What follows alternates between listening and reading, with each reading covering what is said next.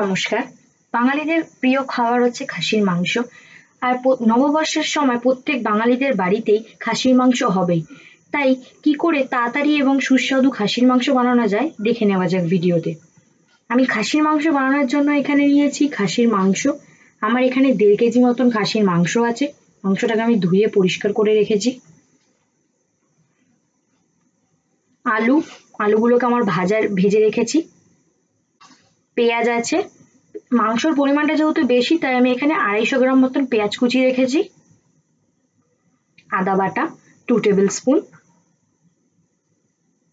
রসুন বাটা 1 table spoon, tomato কুচি medium সাইজের একটা টমেটোকে কুচি করে রেখেছি, তেজপাতা 2টো, লঙ্কার গুঁড়ো 3 টেবিল স্পুন, হলুদ গুঁড়ো 2 টেবিল স্পুন, দই 4 টেবিল স্পুন টক দই, নুন স্বাদ অনুসারে, গরম মশলার গুঁড়ো, 1 মুঠ করে দুবার পেঁয়াজ নিলাম, রসুন বাটা 1 টেবিল স্পুন, আদা বাটা হাফ টিস্পুন, টমেটো কুচি অল্প নিলাম, তেজপাতা 2টোই দিলাম, হলুদ গুঁড়ো 1 টিস্পুন, লঙ্কার গুঁড়ো 1 টিস্পুন, দইটা পুরোটা দিয়ে দিচ্ছি,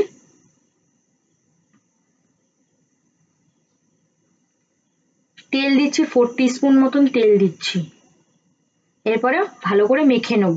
নুন দিয়ে আমি এখানে মাখবো না, কারণ নুন দিলে মাংসটা জামড়া ধরে যাবে, তাই ম্যারিনেশনের সময় নুন দেব না।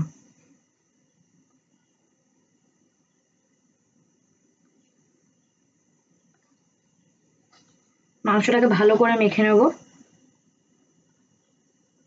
যাতে নিচের মাংসগুলো ভালো করে ম্যারিনেশনটা হয়।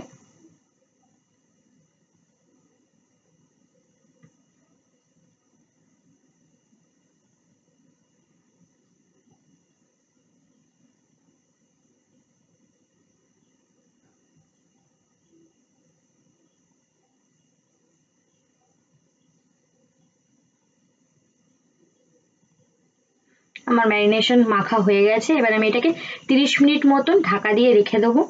30 মিনিট পর আমি কড়াইয়ে সর্ষের তেল দিয়েছি, পেঁয়াজটা দিয়ে দিলাম, নুনটাও স্বাদ অনুসারে দিচ্ছি। পেঁয়াজটাকে হালকা গোলাপি করে ভেজে নেবো। গ্যাসের ফ্লেমটা মিডিয়াম রাখবো, মাঝে মধ্যে একটু পেঁয়াজটা নেড়ে দেবো।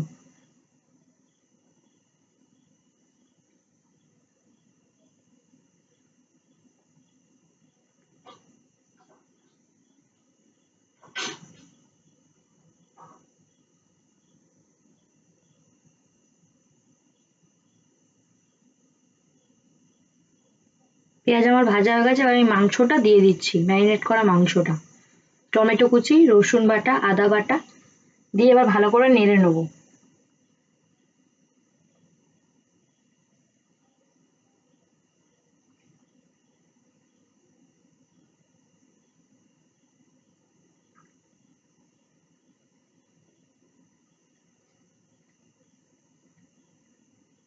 গ্যাসের ফ্লেমটাও আমার মিডিয়ামই থাকবে, মিডিয়াম আঁচেই আমি রান্না করব। 1 মিনিট পর পর নেড়ে দেবো, যাতে তলায় পুড়ে না যায়। এবার হলুদ গুঁড়ো, লঙ্কার গুঁড়ো দিয়ে দিচ্ছি, যা যেরকম পরিমাণে নিয়েছিলাম সেগুলো সবই দিয়ে দিচ্ছি। এবার নেড়ে নেবো ভালো করে একটু।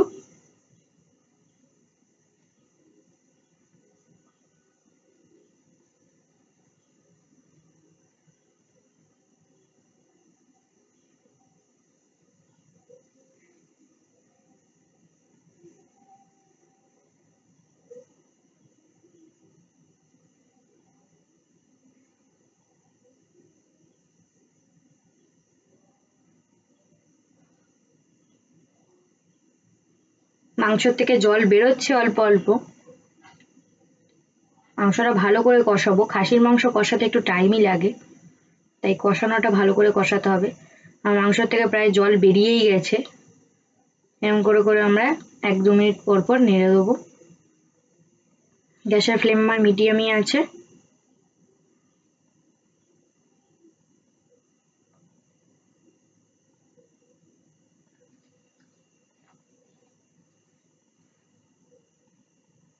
মাংসর থেকে তেল ছেড়ে দিয়েছে,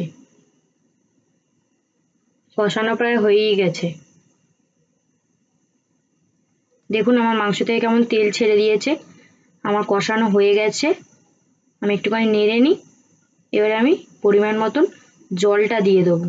এখানেই যা জল দেওয়ার দেব, পরে আর জল দেওয়া যাবে না, তাই এখানে পরিমাণ মতন জলটা দিয়ে দেবো। ভালো করে মাংসগুলো জলের সাথে ডুবিয়ে দিই। কড়াইয়ের গায়ে যা তরকারি মশলাগুলো লেগে রয়েছে সেগুলো ঝোলে দিয়ে দিই, মিশিয়ে দিই সবার সাথে।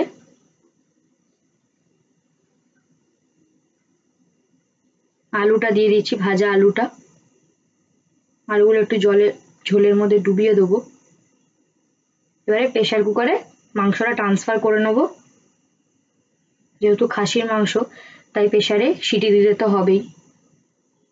তাছাড়া অনেকে প্রেসারে সিটি যদি নাও দিতে চান তো কড়াইতে অনেক টাইম লাগবে। এরপরে আমি গরম মশলাটা দিয়ে দিলাম।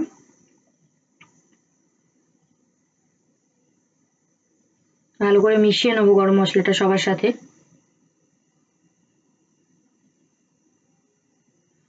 এবার এটাকে 3টে হুইসেল দেবো। 3টে হুইসেল দিয়ে আমরা মাংসটা দেখবো হয়েছে নাকি।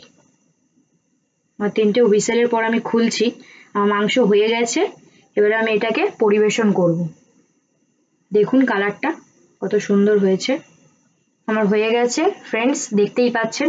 নববর্ষের আগাম শুভেচ্ছা জানাই এবং বাড়িতে বানান।